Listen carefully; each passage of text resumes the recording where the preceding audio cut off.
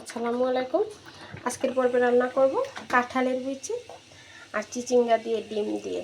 এই সবজিটা খেতে কিন্তু অনেক মজা, একবার বাসায় রান্না করে খেয়ে দেখতে পারেন।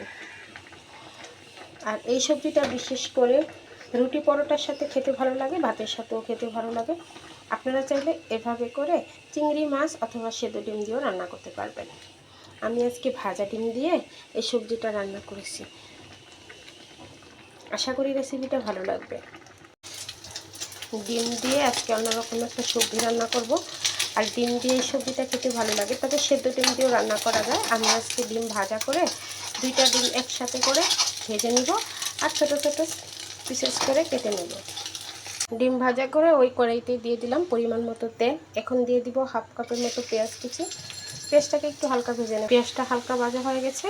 এখন এখানে দিয়ে দিব 1 টেবিল চামচ আদা রসুন বাটা, 1 টেবিল চামচ লবণ, হাফ টেবিল চামচ মরিচের গুঁড়া, হাফ টেবিল চামচ হলুদের গুঁড়া আর 1 টেবিল চামচ ধনিয়ার গুঁড়া।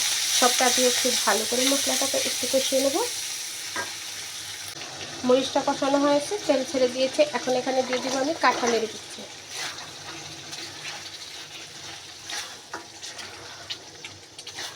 কাঁঠালের বিচিটা দিয়ে একটুখানি কাঁঠালের বিচিটাকে কষিয়ে নেব। কষানো হয়ে গেছে। এখন দিয়ে দিব আমি এখানে আগে থেকে কেটে রেখেছিলাম কহি বা চিচিঙ্গা, যেটা বলেন আপনারা। আমি দিয়ে দেবো ওটা।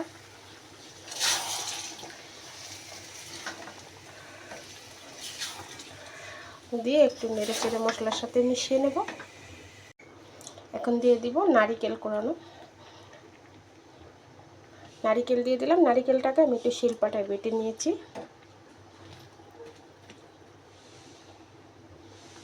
এখন এখানে দিয়ে দিব হাফ কাপ পানি। পানিটা দিয়ে এখন ঢেকে দিয়ে রান্না করব সবজিটা সেদ্ধ হওয়া পর্যন্ত। সবজিটা সেদ্ধ হয়ে গেছে।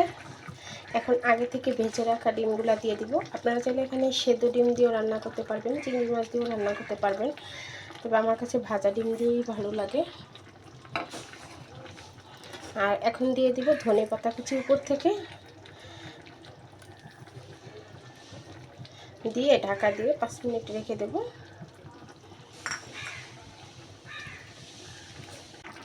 সবজিটা রান্না হয়ে গেছে।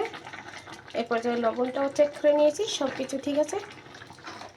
এখন এটাকে আমি চুলা থেকে নামিয়ে নেব। এখন এটা আপনারা রুটি পরোটা ভাত সব কিছুর সাথে খেতে পারবেন। এভাবে করে সবজি রান্না করলে খেতে কিন্তু ভালোই লাগে। আর কাঁঠালের বিচি খেতে তো অসম্ভব মজাদার লাগে।